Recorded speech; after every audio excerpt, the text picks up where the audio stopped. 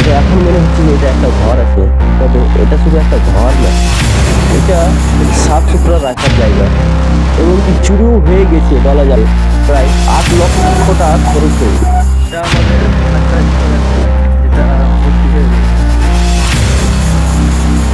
পুরা মালদা টিভি থেকে আমি দিদা, তোমরা সবাইকে স্বাগতম জানাই। আসসালামু আলাইকুম। এটা এখন মনে হচ্ছে যে এটা একটা ঘর আছে, তবে এটা শুধু একটা ঘর না, এটা সাফ সুতরা রাখার জায়গা। কুড়া এবং কি প্লাস্টিক এক জায়গায় সংগ্রহ করার জায়গা। এটাকে আমরা বলতে এক কথায় বললে হবে কাছড়ার কাছড়ার স্টোরেজ। মানে গ্রামে কোথায় কাছড়া হচ্ছে, মিউনিসিপালিটিদের কাজ হলো ওখান থেকে কাছড়া নিয়ে এখানে ফেঁকে দেওয়া, এখান থেকে আবার শিফটিং হয়ে যাবে অন্য জায়গায়।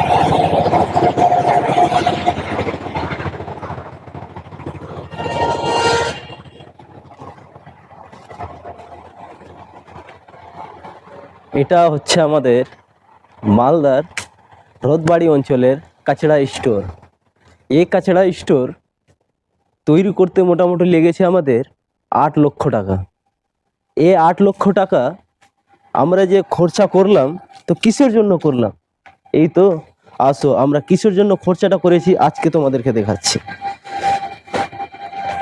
এটা ডাম্পিং এরিয়া, মানে কাছড়া এনে এখানে ডাম্প করবে, এখান থেকে আবার রিভার্স করে গাড়িতে তুলে আবার কোনো একটা বড় জায়গায় ফেলা হবে।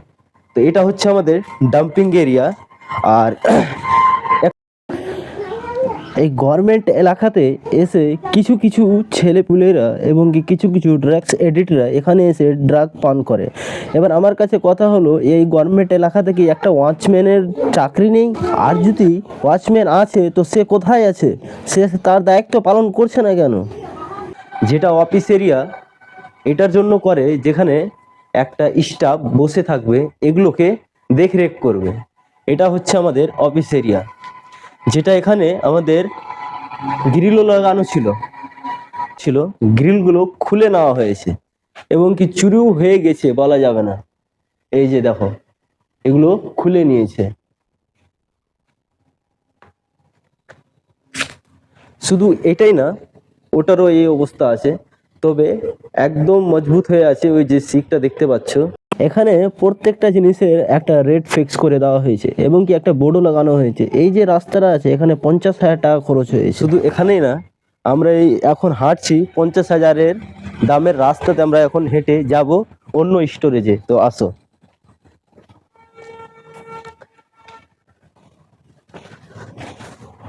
তো এটা আমাদের প্লাস্টিক এরিয়া, মানে শুকনো প্লাস্টিক এরিয়া। এইটা যেটা এখানে তোমরা দেখতে পাচ্ছ যে মানে খাঁচা করা রয়েছে, যে 1টা 2টা 3টা 4টা 5টা খাঁচা রয়েছে এখানে।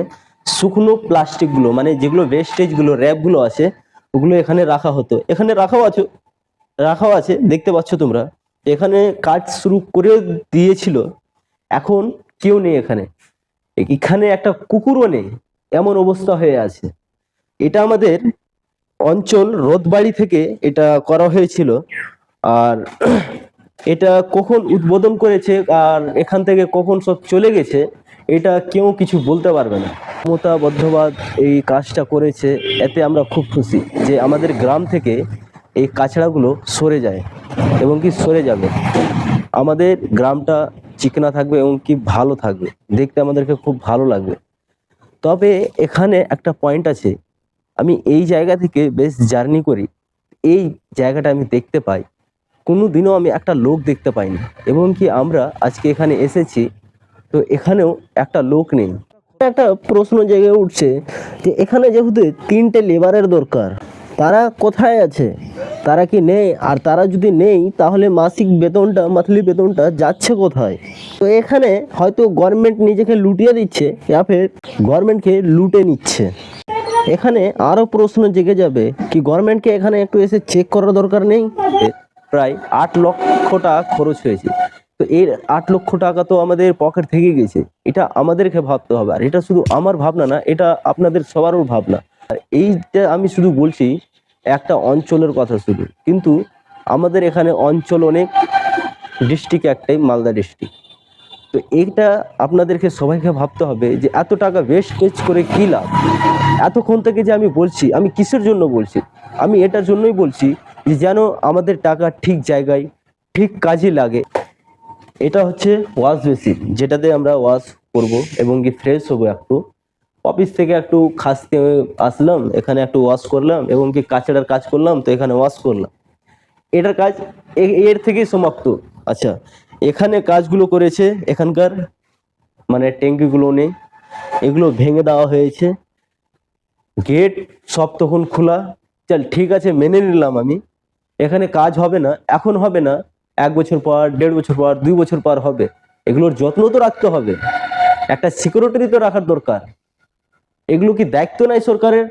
শুধু ট্যাক্সের টাকা পাবে আর এই করে দিল, ওই করে দিল, মোবাইল দিয়ে দিল ছোট ছোট ছেলেদেরকে, মেয়েদেরকে। কি করছে কি? আমাদের সরকার যদি এভাবেই কাজ করতে থাকে তাহলে শুধু আমি না, আমাদের পুরো ওই মালদা ডিস্ট্রিক্টটা এবং কি পশ্চিমবঙ্গটা একদম শেষ হয়ে যাবে কেলানি খেতে খেতে। কারণ বাড়িতে যদি টাকা না থাকে ভাই, আপনার বাড়িতে যদি টাকা না থাকে তাহলে তুমি টাকার ব্যবস্থা করবে বাইরে থেকে, ওটা তোমার ধার পড়ে গেল। এবার তোমার কাছে টাকা আছে মেনে নাও তোমার কাছে 10,000 টাকা আছে, ওই টাকা তুমি কোন দিকে খরচা করবা? তুমি যদি গরিব থাকো, তোমার কাছে 10,000 টাকা আছে, তো তুমি সব থেকে আগে ভাববা আমি এই টাকাটা জমা রাখবো, আমার বাড়িতে কাজ দেবে এবং কি আমার ফ্যামিলি মেম্বারের কাজ দেবে, তাই তো? সেরকমই আমাদের পশ্চিমবঙ্গটা আমাদের একটা বাড়ি হচ্ছে। সেই টাকাগুলো যদি আমাদের কাছে স্টক থাকে তাহলে আমরা রাখবো, রেখে কোনো একটা এমন জায়গায় ইনভেস্ট করব যেটা আমার পশ্চিমবঙ্গাল উন্নত মান হোক। আমি সাইকেল দিয়ে দিলাম, বেশ ভালো কথা, একটা সাইকেল দিয়ে একটা ছাত্রর আসে যাওয়া ভালো হচ্ছে, সাইকেল দিয়ে দিলে আমার আপত্তি নাই। তুমি মোবাইল থেকে ট্যাব সব থেকে ভালো হতো যদি ওই ক্লাসে পার্মানেন্ট রাখা যেত।